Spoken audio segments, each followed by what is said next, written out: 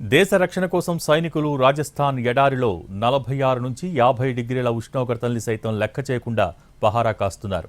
ఎడారి ప్రాంతంలో ఉన్న బంకర్లలో ఉంటూ పాక్ నుంచి చొరబాట్లు లేకుండా చూస్తున్నారు.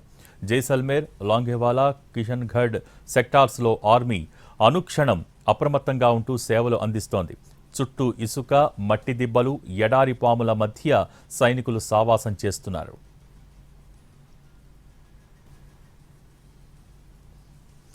భారత్ పాక్ సరిహద్దుల్లో ఎన్టీవీ అనుక్షణం గ్రౌండ్ రిపోర్ట్ చేస్తోంది. రాజస్థాన్ ఎడారుల్లోని బంకర్ల నుంచి మరిన్ని వివరాలు మా ప్రతినిధి దినకర్ అందిస్తారు.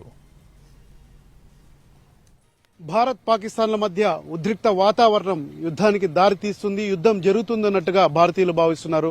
మరొక వైపు భారత్ పాకిస్తాన్ల మధ్య జరుగుతున్నటువంటి ఈ యొక్క బీభత్సమైనటువంటి వాతావరణం ఎలా ఉందన్న దానికి సంబంధించి ఎన్టీవీ రాజస్థాన్లోని జైసల్మేర్ నుంచి లాంగేవాలా వరకు కూడా పూర్తి స్థాయిలో కవరేజ్ చేస్తుంది.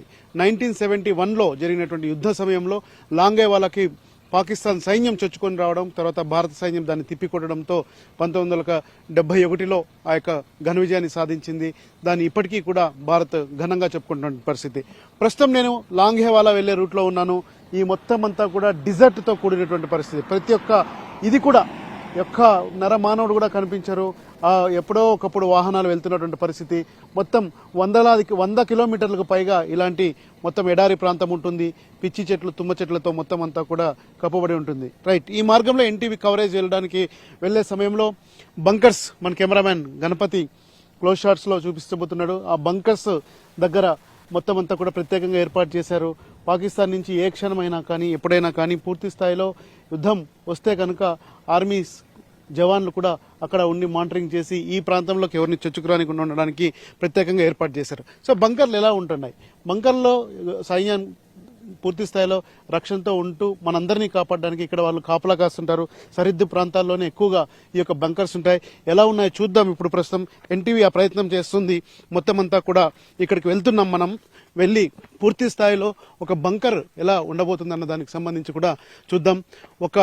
ఈ యొక్క ఏదైతే ఎడారి ప్రాంతం అంతా ఉందో అక్కడ 24 గంటల పాటు వంతుల వారిగా పనిచేస్తారు మన సైనికులు. వారికి ఉన్నటువంటి విధి నిర్వహణ అనే దానికన్నా దేశ సమైక్యత కోసం, దేశాన్ని కాపాడడం కోసం మొత్తం అంతా కూడా వారు ఇచ్చేస్తారు. అలాగే బంకర్స్ ఎలా ఉన్నాయి ఇదిగో చూడండి. పూర్తి స్థాయిలో జాగ్రత్తలు తీసుకుంటూ ఎవరైనా చొచ్చుకొచ్చినా కానీ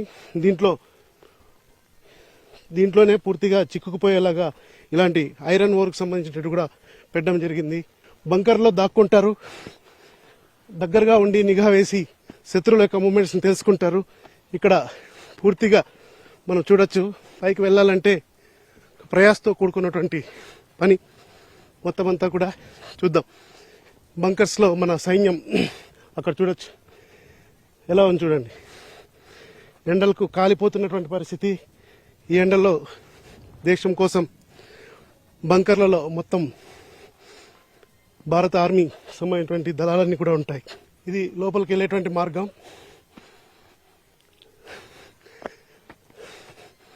ఆయాసం వస్తుంది.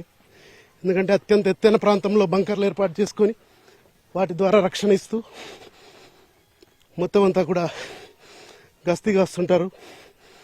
చూడొచ్చు ఆ చిన్న ప్రాంతాల్లో మన కెమెరామ్యాన్ గణపతి చూపిస్తున్నాడు.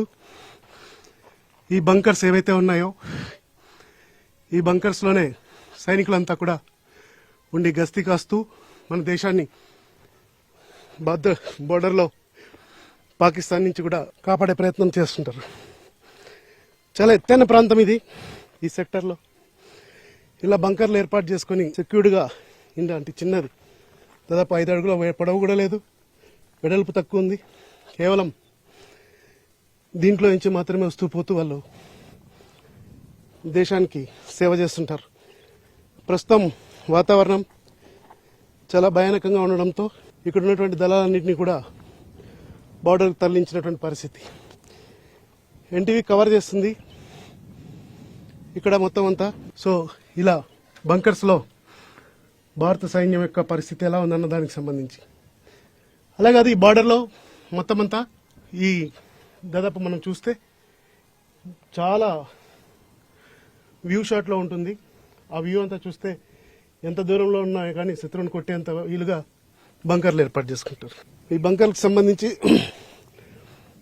పూర్తిగా ఎన్టీవీ లాంగే వాళ్ళ దగ్గర కూడా వెళ్తుంది. అక్కడ యుద్ధ వాతావరణానికి సంబంధించి ఎలా ఉండేది, గతంలో ఆ విజయం ఎలా వచ్చిందన్న దానికి కూడా ఎన్టీవీ చెప్పే ప్రయత్నం చేస్తుంది. ఆన్ రోడ్ టు లాంగేవాలలో బంకర్స్ దగ్గర నుంచి దినకర్ ఎన్టీవీ కెమెరామెన్ గణపతితో కలిసి